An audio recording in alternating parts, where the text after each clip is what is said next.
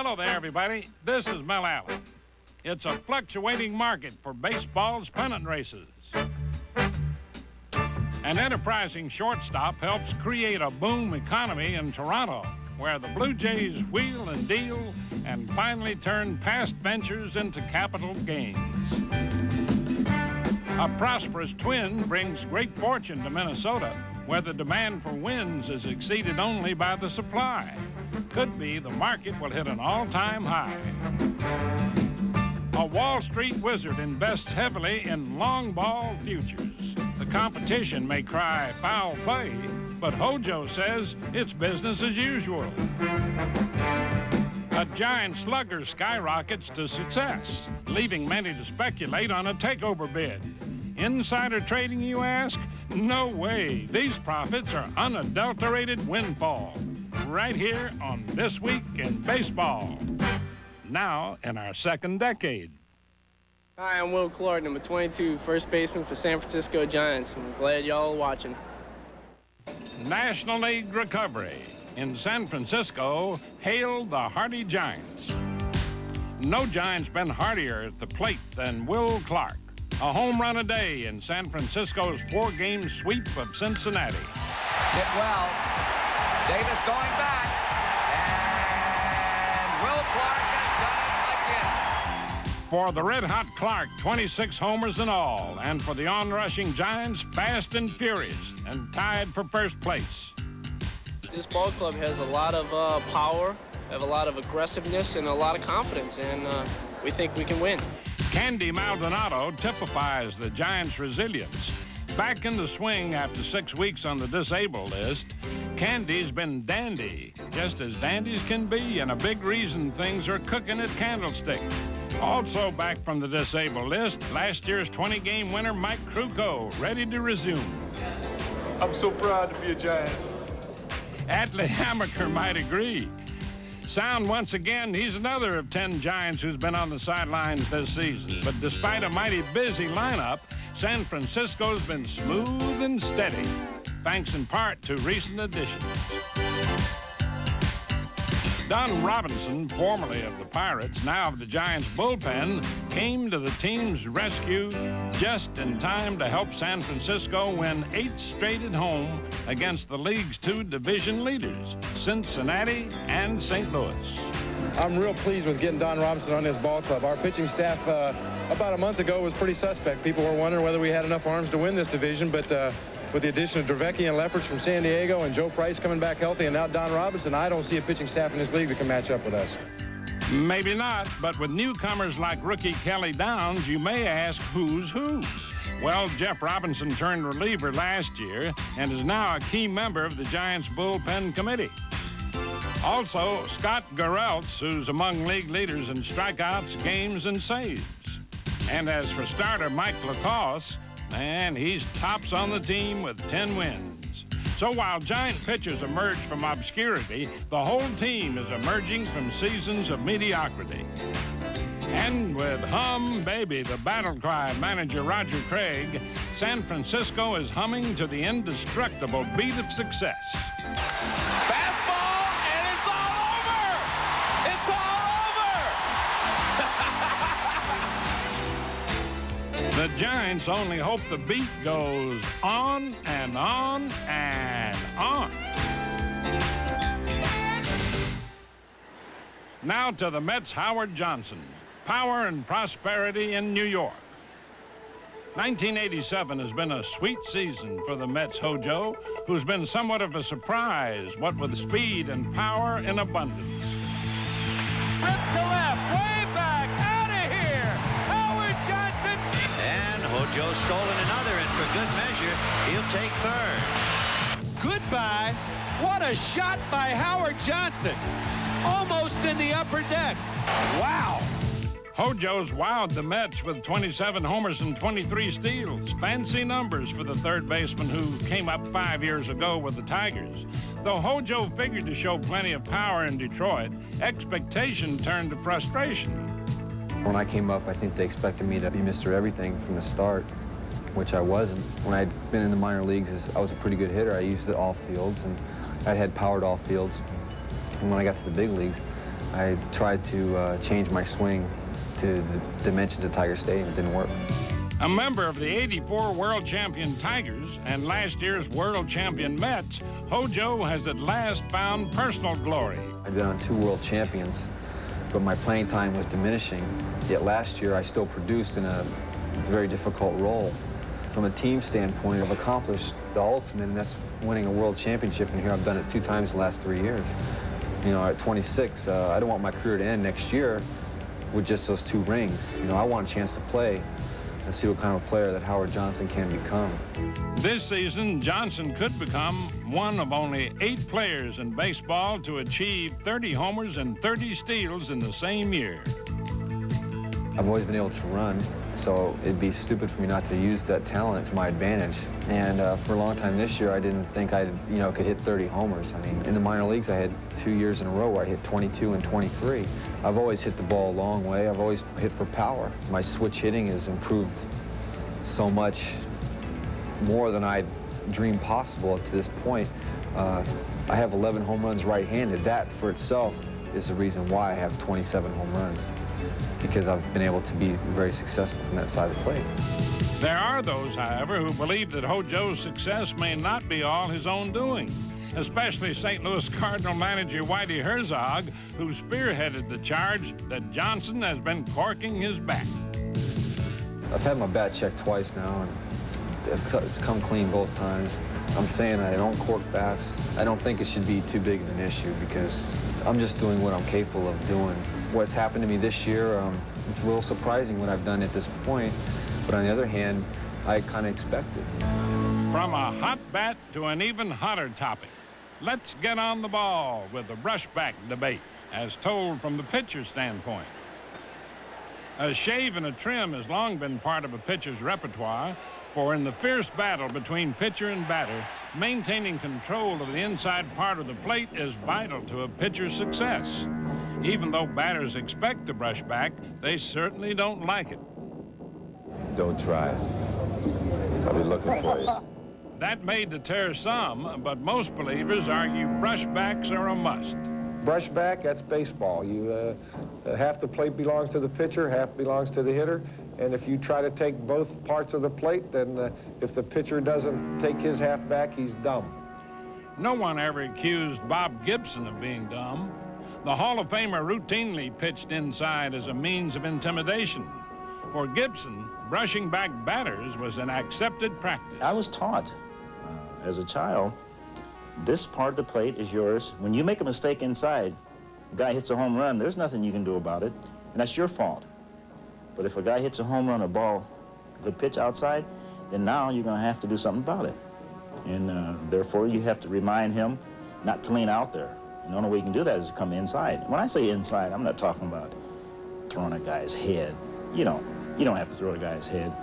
If you throw a ball inside, letter high, off of the plate, that should be good enough. But today, you throw that same pitch and it'll hit somebody because they don't have any idea that you might throw the ball in there. And the reason they don't have any idea is because the rules say you can't do that. Well, Don Drysdale of the Dodgers was also a notorious practitioner of the inside pitch. Now, to Don, keeping batters off stride is every pitcher's key to success. You can have your part of the plate. I'm going to have my part of the plate. But on this particular pitch, I'm not going to tell you which part of the plate is mine.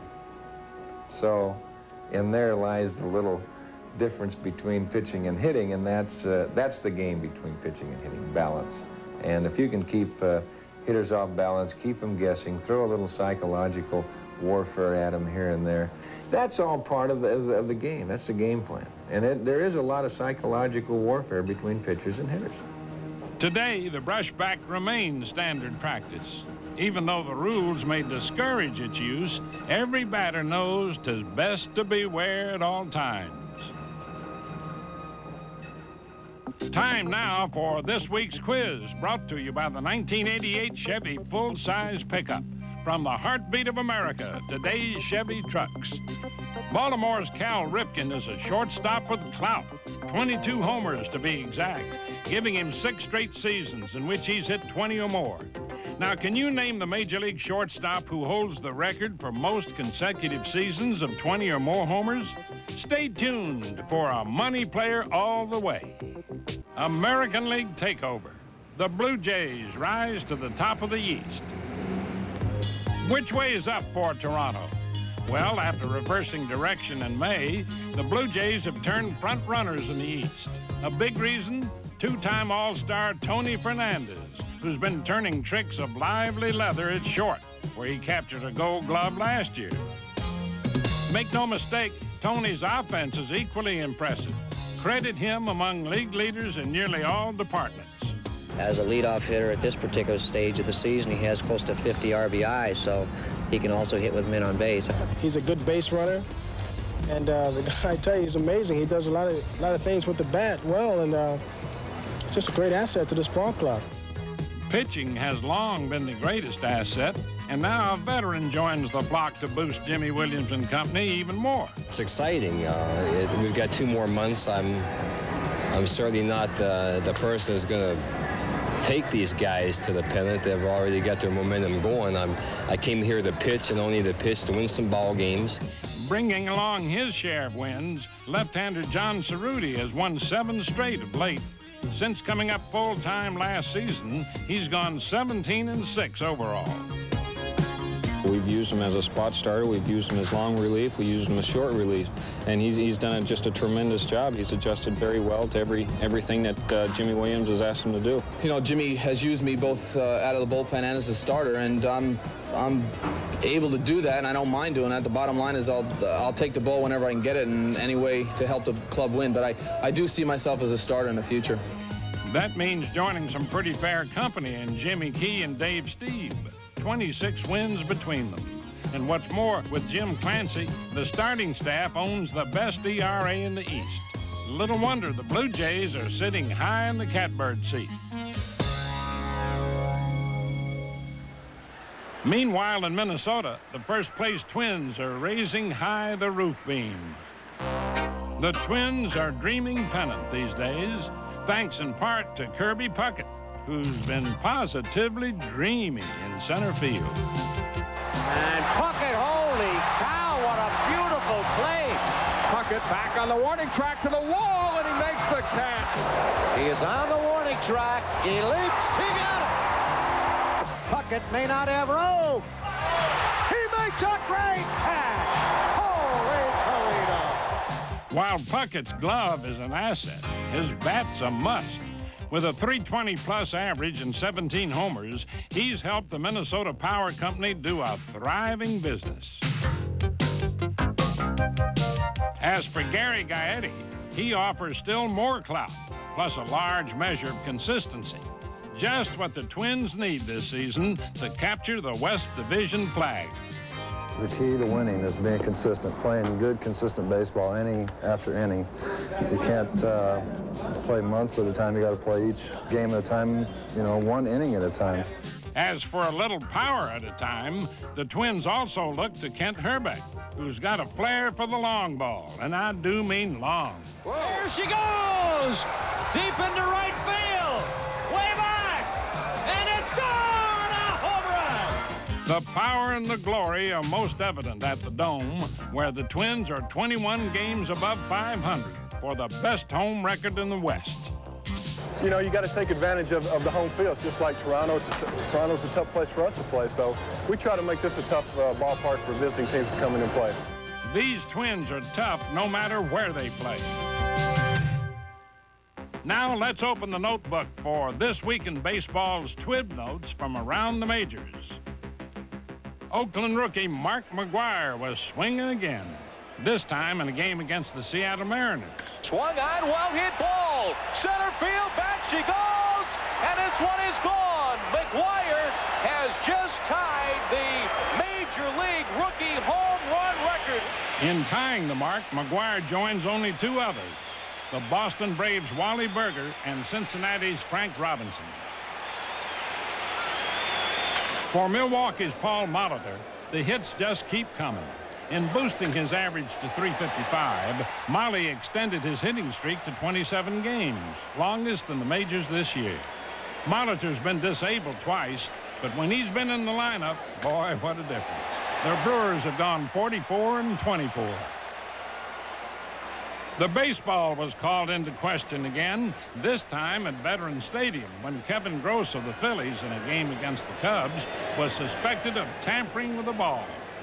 The umpires wanted a look at Gross's glove, and they found a piece of sandpaper glued to it.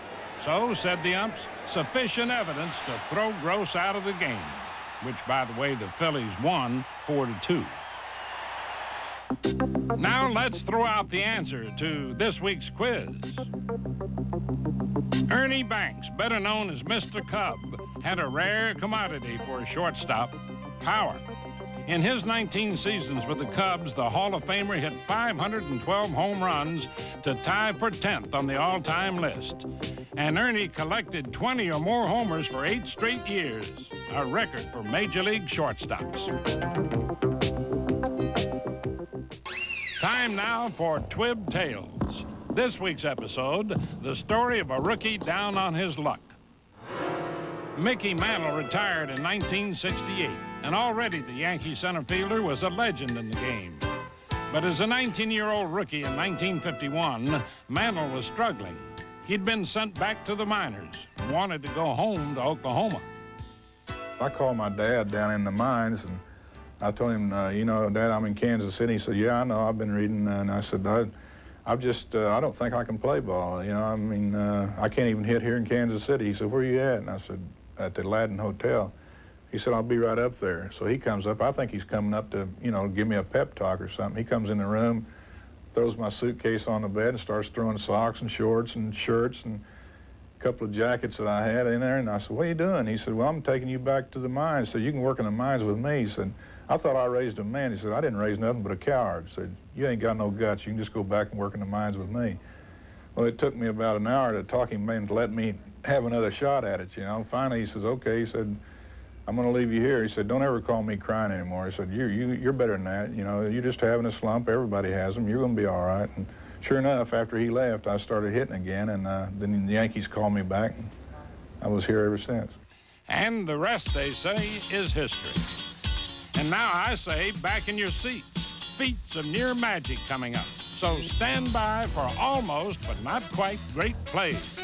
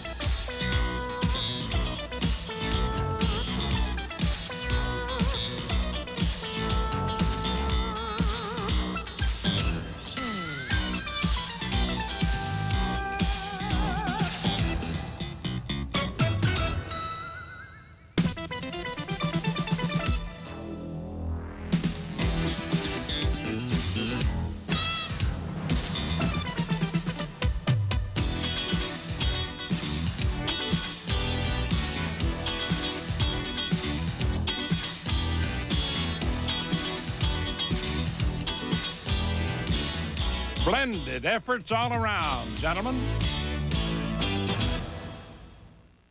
Time now for This Week in Baseball's Flashback, brought to you by Gatorade, thirst aid for that deep down body thirst. It's October 11th, 1975. The World Series is about to open at Boston's Fenway Park.